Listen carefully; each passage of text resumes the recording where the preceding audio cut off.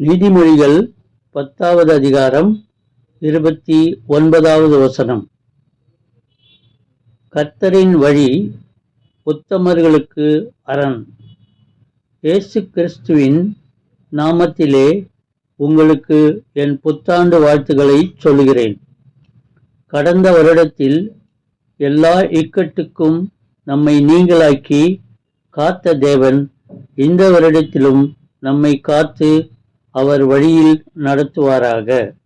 இந்த ஜனவரி 1 தேதியிலே நாம் ஆலயத்துக்கு சென்றோம்.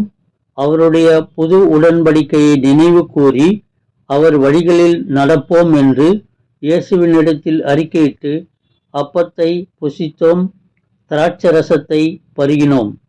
இவ்வுலகில் அநேக வழிகள் இருக்கிறது. சுய சித்தத்தின்படி நடக்கிற வழி, தேவ சித்தத்தின்படி நடக்கிற வழி, இருளில் நடக்கிற வழி, வெளிச்சத்தில் நடக்கிற வழி, பாவமான வழி, பரிசுத்தமான வழி என்பன போன்று அநேக வழிகளை சொல்லிக்கொண்டே போகலாம். இந்த வருடத்தின் முதல் நாளில் வாழ்கிற நாம் எந்த வழியை தெரிந்து கொண்டால் சமாதானமாகவும் செழிப்பாகவும் சுகமாகவும் வாழலாம் என்பதே நம்முடைய முதன்மையான சிந்தனையாக இருக்கிறது.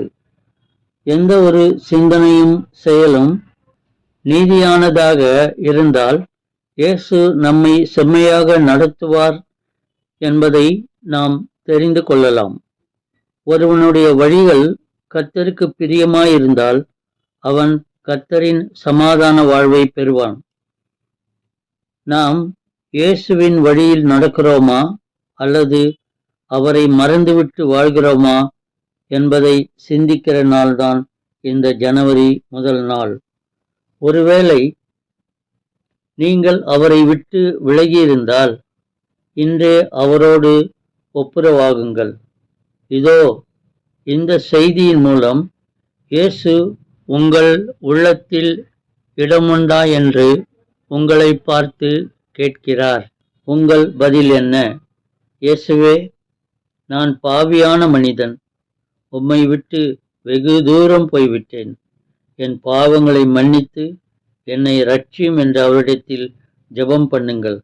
அவர் உங்கள் பாவங்களை மன்னித்து உங்களை சுத்திகரித்து உங்களை அவருடைய பிள்ளையாக ஏற்றுக்கொள்வார். உங்களை நீதியின் பாதையிலே நடத்துவார். அப்போது நீங்கள் பரிசுத்தமாக வாழ்வீர்கள், தேவ சித்தத்தை நிறைவேற்றுவீர்கள்.